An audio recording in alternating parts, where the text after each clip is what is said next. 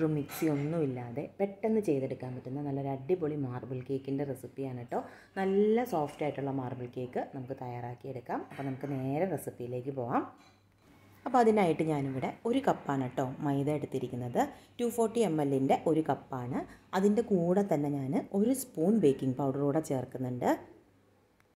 ഇത് രണ്ടും കൂടെ നന്നായിട്ട് നമ്മൾ മിക്സ് ചെയ്തെടുക്കണം. ഇപ്പോൾ ഒരരിപ്പയിലൂടെ ഇതങ്ങ് 2-3 തവണ അങ്ങ് അരിച്ചെടുത്താലും നമുക്കിത് നന്നായിട്ട് മിക്സായി കിട്ടും കേട്ടോ. ഇല്ലെങ്കിൽ ഇതുപോലെ സ്പൂൺ വെച്ച് നന്നായിട്ട് തന്നെ മിക്സ് ചെയ്തെടുത്ത് നമുക്കൊരു സൈഡിലേക്ക് മാറ്റി വയ്ക്കാം.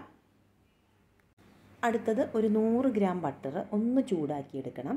അതൊക്കെ ഒന്ന് ചൂടാക്കുമ്പോൾ നമുക്കൊന്ന് ഉരുകി കിട്ടുമല്ലോ. ഈ ഒരു പരുവത്തിന് കിട്ടണം.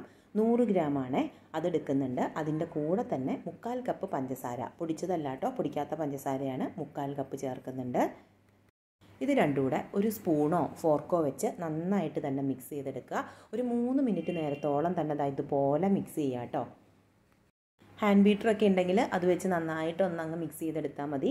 നമുക്ക് ബീറ്റർ ഇല്ലാത്തവർക്കും കേക്കൊക്കെ ഉണ്ടാക്കണ്ടേ, അപ്പോൾ അതിനായിട്ടുള്ളൊരു മെത്തേഡാണ് ഞാൻ കാണിച്ചു തരുന്നത്. അപ്പോൾ നന്നായിട്ട് ഒരു 3 മിനിറ്റ് നേരം തന്നെ നന്നായിട്ട് മിക്സ് ചെയ്തെടുക്കുക. ഇനി ഇതിലേക്ക് നമുക്ക് ചേർക്കാനുള്ളത് മുട്ടയാണ് കേട്ടോ. 2 മുട്ടയാണ് ഞാൻ എടുത്തിരിക്കുന്നത്. അപ്പോൾ ആദ്യം ഒരെണ്ണം ചേർത്ത് കൊടുത്ത് നന്നായിട്ട് മിക്സ് ചെയ്തെടുക്കുക. ഒരു 2 മിനിറ്റ് നേരത്തോളം തന്നെ ഇതുപോലെ പറ്റുന്നത്ര സ്പീഡിൽ മിക്സ് ചെയ്തെടുക്കുക. നന്നായിട്ട് മിക്സ് ആയ ശേഷം നമുക്ക് രണ്ടാമത്തെ മുട്ട കൂടെ ചേർക്കാം. അതും ഇതുപോലെ തന്നെ നന്നായിട്ട് തന്നെ മിക്സ് ചെയ്തെടുക്കുക. ഇത്രയും കാര്യങ്ങൾ മിക്സിയുടെ ജാറിലേക്കിട്ട് നന്നായിട്ട് മിക്സ് ചെയ്തെടുക്കേണ്ടവർക്ക് അങ്ങനെ എടുക്കാം കേട്ടോ. നമ്മൾ ഇതിനു മുമ്പ് ചെയ്ത ബട്ടർ കേക്കൊക്കെ നമ്മൾ അങ്ങനെയാണ് ചെയ്തത്. ഇതിപ്പോൾ മിക്സിയിലടിക്കാൻ സൗകര്യം ഇല്ലാത്തവരുണ്ടെങ്കിൽ ഇതുപോലെ ഒരു ബീറ്റർ നമ്മുടെ കയ്യിൽ എന്തായാലും കാണും. മുട്ടയടിച്ച് പതപ്പിക്കാനായിട്ടൊരു ബീറ്റർ ഇതുപോലെ എന്തായാലും നമ്മുടെ കയ്യിലുണ്ടാവും. അത് വെച്ച് നന്നായിട്ടൊന്നങ്ങ് ബീറ്റ് ചെയ്തെടുത്താൽ മതി. ഒരു 2 മിനിറ്റ് നേരം നന്നായിട്ട് ഇതുപോലെ അടിച്ച് പതപ്പിച്ച് കഴിയുമ്പോഴേക്കും കണ്ട മുട്ടയുടെ കളറൊക്കെ ഒന്ന് മാറി വരുന്നുണ്ട്. നമ്മൾ ചേർത്ത പഞ്ചസാരയൊക്കെ നന്നായിട്ട് അലുത്ത് കളറൊക്കെ മാറി ഈ ഒരു പരുവത്തിൽ നമുക്ക് കിട്ടണം. ഈ ഒരു പരുവായി കഴിയുമ്പോൾ ഇതിലേക്ക് നമുക്ക് പാല് ചേർത്ത് കൊടുക്കാം. 1/2 കപ്പാണ് കേട്ടോ പാല് എടുത്തിരിക്കുന്നത്. അപ്പോൾ പാലെടുക്കുമ്പോൾ നല്ല കൊഴുപ്പുള്ള പാല് തന്നെ എടുക്കാനായിട്ട് ശ്രദ്ധിക്കണേ. ഇതിൻ്റെ കൂടെ തന്നെ ഒരു സ്പൂൺ വാനില എസൻസ് കൂടെ ചേർക്കുന്നുണ്ട്. ഇത്രയും കാര്യങ്ങൾ ഒന്നുകൂടെ നന്നായിട്ട് മിക്സ് ചെയ്തെടുക്കുക. ഇപ്പോൾ നമ്മുടെ വെറ്റ് ഇൻഗ്രീഡിയൻസ് എല്ലാം നമ്മൾ യോജിപ്പിച്ച് വെച്ചിട്ടുണ്ട്. ഇതിലേക്ക് നമ്മൾ ആദ്യം മിക്സ് ചെയ്ത് വെച്ചിരിക്കുന്ന ആ മൈദയുടെയും ബേക്കിംഗ് പൗഡറിൻ്റെയും കൂട്ടിട്ട് കൊടുത്ത് ഇളക്കി എടുക്കണം. കുറേശ്ശെ വേണം നമ്മളിത് ചേർത്ത് കൊടുക്കാൻ കേട്ടോ. ഇപ്പോൾ ഒരു കപ്പാണ് നമ്മൾ മൈദ എടുത്തിരുന്നത്. അപ്പോൾ അതൊരു 4 തവണയായിട്ട് പല തവണയായിട്ട് ചേർത്ത് കൊടുത്ത് ഇളക്കിയെടുക്കണം. അപ്പോൾ ഇനി നമ്മൾ ഇളക്കുമ്പോൾ ഓവറായിട്ട് ബീറ്റ് ചെയ്യാതിരിക്കാനായിട്ട് ശ്രദ്ധിക്കുക. പതുക്കെ ഇളക്കി കൊടുത്ത് വേണം നമ്മളിത് മിക്സ് ചെയ്തെടുക്കാൻ. അതുപോലെ ഒരു ഡയറക്ഷനിലേക്ക് തന്നെ മിക്സ് ചെയ്യാനായിട്ട് ശ്രദ്ധിക്കുക കേട്ടോ. ഇതുപോലെ ഒരു ഡയറക്ഷനിലേക്ക് മാത്രം ഇളക്കിയെടുക്കാനായിട്ട് ശ്രദ്ധിക്കുക. പൊടികൾ ചേർത്ത് നമ്മൾ ഇളക്കിയെടുക്കുന്ന സമയത്ത് ഓവറായിട്ട് ബീറ്റ് ചെയ്തെടുത്താൽ നമ്മുടെ കേക്കിന് ആ ഒരു സോഫ്റ്റ്നെസ് കിട്ടില്ല. അതുകൊണ്ട് ആ കാര്യം ഒന്ന് ശ്രദ്ധിക്കുക. ഒട്ടും തന്നെ കട്ടയില്ലാതെ ഇതുപോലെ നന്നായിട്ട് ഇളക്കി യോജിപ്പിച്ചെടുക്കണം.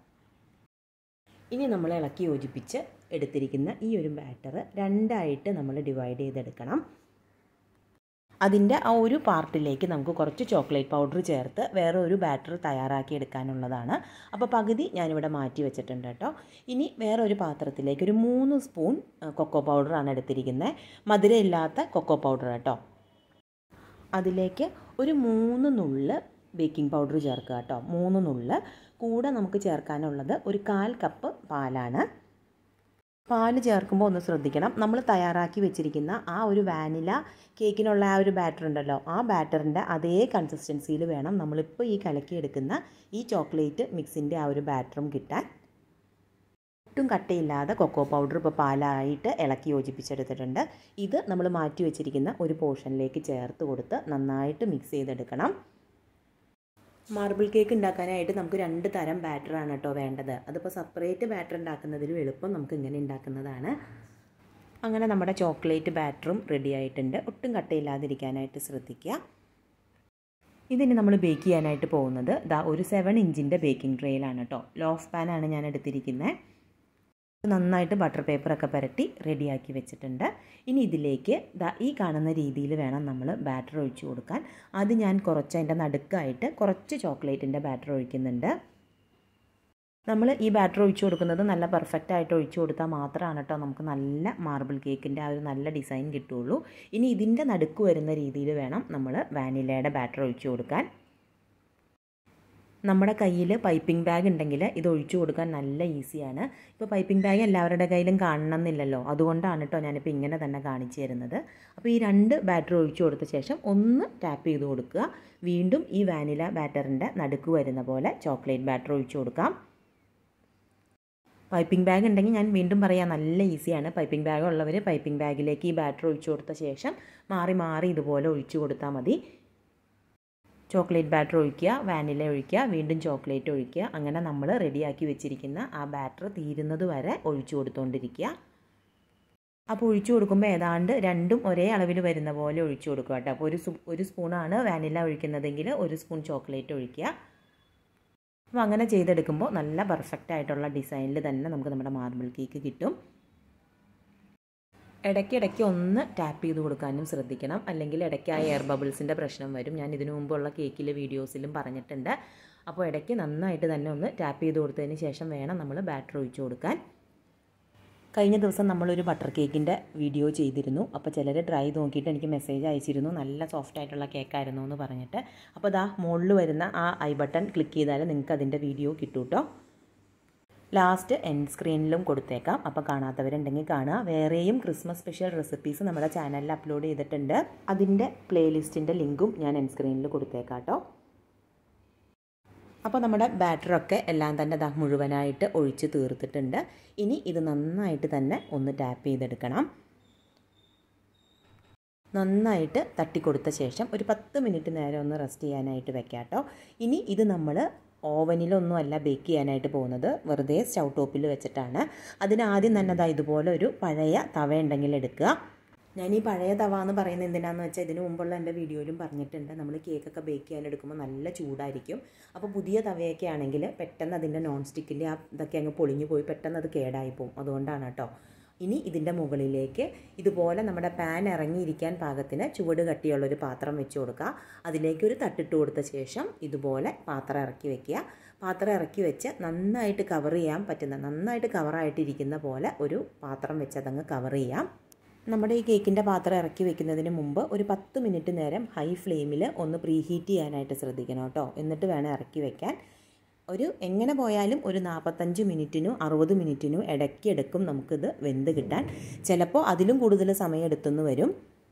ഇതിനു മുമ്പും പറഞ്ഞിട്ടുണ്ട്, നമ്മുടെ സ്റ്റൗവിൻ്റെ ചൂടും അതുപോലെ നമ്മൾ ഈ ബേക്ക് ചെയ്യാൻ ഉപയോഗിക്കുന്ന പാത്രത്തിനെയൊക്കെ ഡിപ്പെൻഡ് ചെയ്തിരിക്കും ഇത് വെന്ത് കിട്ടാനുള്ള സമയം. തീ എപ്പോഴും ലോ ടു മീഡിയം ഫ്ലെയിമിൽ തന്നെ വെച്ച് ബേക്ക് ചെയ്യാനായിട്ട് ശ്രദ്ധിക്കണേ. നമ്മൾ പ്രീഹീറ്റ് ചെയ്തിടുമ്പോൾ മാത്രം ഹൈ ഫ്ലെയിമിൽ വെച്ചാൽ മതി. ഒരു 45 മിനിറ്റൊക്കെ കഴിയുമ്പോൾ ഒന്ന് തുറന്ന് നോക്കുക, വേവ് എന്തായി എന്ന് നോക്കിയിട്ട് പിന്നെ അതനുസരിച്ച് നിങ്ങൾ വെച്ചാൽ മതി കേട്ടോ. 45 മിനിറ്റിന് മുമ്പ് ഒരു കാരണവശാലും തുറക്കരുത്. തുറന്നാൽ ആ ചൂടിന് വ്യത്യാസം വന്നിട്ട് കേക്കിൻ്റെ നടുഭാഗം അങ്ങ് കുഴിഞ്ഞു പോകും കേട്ടോ. നമുക്ക് നല്ല പെർഫെക്റ്റ് ഷേപ്പിൽ കിട്ടില്ല. ഇപ്പോൾ ഇതാ നമുക്ക് നല്ല പെർഫെക്റ്റായിട്ട് കേക്ക് ബേക്കായി കിട്ടിയിട്ടുണ്ട്. അപ്പോൾ ഞാനീ പറഞ്ഞ കുറച്ച് കാര്യങ്ങൾ ശ്രദ്ധിച്ചാൽ നന്നായിട്ട് തന്നെ നിങ്ങൾക്ക് കേക്ക് ഉണ്ടാക്കിയെടുക്കാം. അതുപോലെ ഒന്ന് നന്നായിട്ട് ചൂടാറിയ ശേഷം മുറിച്ചെടുക്കാനായിട്ട് ശ്രദ്ധിക്കുക കേട്ടോ. ഇതിപ്പോൾ ഞാൻ വീഡിയോ ഒക്കെ എടുക്കുന്ന കാരണം ഞാൻ നേരത്തെ തന്നെ മുറിച്ചു. നന്നായിട്ട് ചൂട് മുഴുവനായിട്ട് ആറിയിട്ടില്ല. നന്നായിട്ട് ആറിയ ശേഷം വേണം നമ്മുടെ കേക്ക് മുറിച്ച് നമ്മൾ ഉപയോഗിക്കാനായിട്ട്. നല്ല പെർഫെക്റ്റായിട്ട് തന്നെ നമ്മുടെ മാർബിൾ കേക്ക് നമുക്ക് റെഡിയാക്കി എടുക്കാം. ഓവനോ ബീറ്ററോ ഒന്നും വേണ്ട. അപ്പോൾ ഈ ക്രിസ്മസിന് എല്ലാവരും ഇതുപോലെ കേക്കൊന്ന് ഉണ്ടാക്കി നോക്കുക. ഉണ്ടാക്കി നോക്കിയിട്ട് ഫീഡ്ബാക്ക് അറിയിക്കുക. പുതിയൊരു വെറൈറ്റി റെസിപ്പി ആയിട്ട് നമുക്ക് വീണ്ടും കാണാം. താങ്ക്